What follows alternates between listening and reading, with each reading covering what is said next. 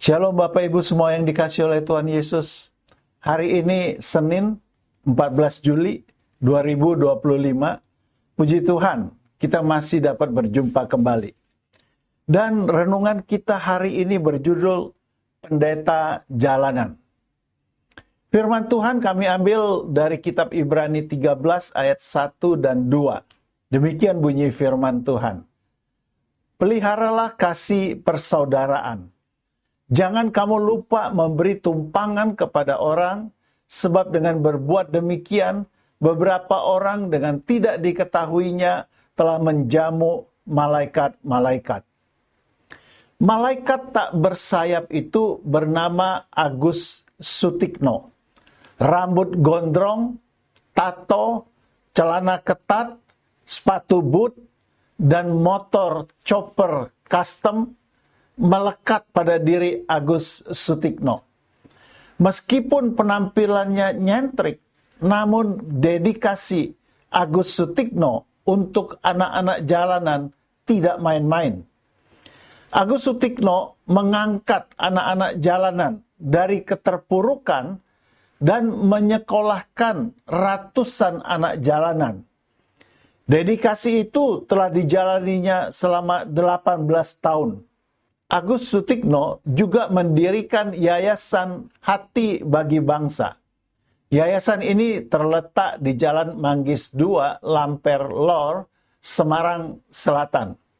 Agus sendiri merupakan seorang pendeta dari salah satu denominasi gereja. Tak terhitung berapa ribu langkah pendeta Agus keluar masuk pemukiman dan mengajak anak jalanan untuk menggapai impian mereka. Jalanan menjadi pilihannya untuk mengabdi agar kaum marginal mendapatkan tempat layak dan bisa hidup lebih baik. Karena hal inilah dia dijuluki pendeta jalanan oleh masyarakat. Yayasan yang didirikan oleh Agus tersebut kini menjadi tempat tinggal banyak anak-anak. Salah satunya bernama Rafael. Rafael adalah anak jalanan yang walaupun sudah berjuang keras mencari uang dengan berjualan nasi, namun tetap saja uang yang ia kumpulkan tidak mencukupi untuk melanjutkan pendidikannya di SMA. Belum lagi adanya pandemi COVID-19 membuat Rafael harus menelan pil pahit karena tidak dapat berjualan lagi. Namun doa dan perjuangannya menemukan titik cerah. Ia dipertemukan dengan pendeta Agus. Rafael pun diajak ke Yayasan Hati Bagi Bangsa. Akhirnya Rafael bisa melanjutkan pendidikannya karena dibiayai oleh yayasan tersebut. Bahkan Rafael sangat bersyukur. Kini ia bisa melanjutkan pendidikan hingga ke bangku kuliah. Ia berujar, tanpa Yayasan Hati Bagi Bangsa dan peran pendeta Agus, dia tidak akan bisa mewujudkan impiannya untuk mengenyam pendidikan. Tidak hanya sebagai ayah, beliau juga seperti pendidik dan pengayom. Ia sosok yang sangat luar biasa, katanya.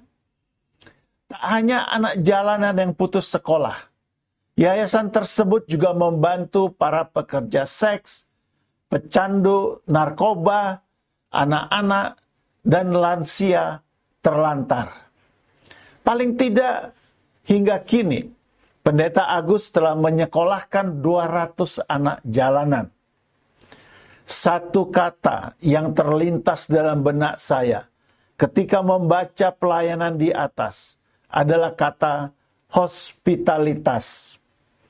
Hospitalitas adalah tindakan penerimaan dengan penuh kerendahan hati terhadap orang-orang yang dianggap tamu atau orang asing. Ketika Pendeta Agus membuka yayasan dan menerima anak-anak jalanan, kaum marginal, kaum yang dianggap rendah oleh sebagian besar orang, itulah hospitalitas. Pendeta Agus dengan kerendahan dan kebaikan hatinya telah menjadi tuan rumah untuk menerima mereka. Di dalam benaknya, semua orang adalah sesamanya manusia yang layak ditolong agar mereka dapat memiliki kehidupan yang lebih baik. Hari ini, saya mengajak kita semua untuk mengembangkan hospitalitas. Karena Tuhan Yesus juga mengembangkan hospitalitasnya dengan menerima siapapun yang datang kepadanya.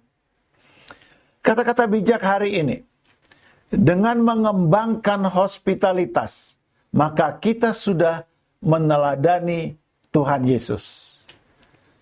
Mari Bapak Ibu semuanya, kita berdoa bersama-sama mengakhiri renungan kita hari ini. Bapa, aku ingin mengembangkan sikap hospitalitas sehingga banyak orang yang dapat merasakan kasih-Mu. Dalam nama Tuhan Yesus, aku berdoa. Amin. Puji Tuhan untuk renungan yang indah. Jika Bapak Ibu diberkati dengan renungan ini, bantu kami untuk membagikan renungan ini kepada orang-orang lain yang memerlukannya. Terima kasih.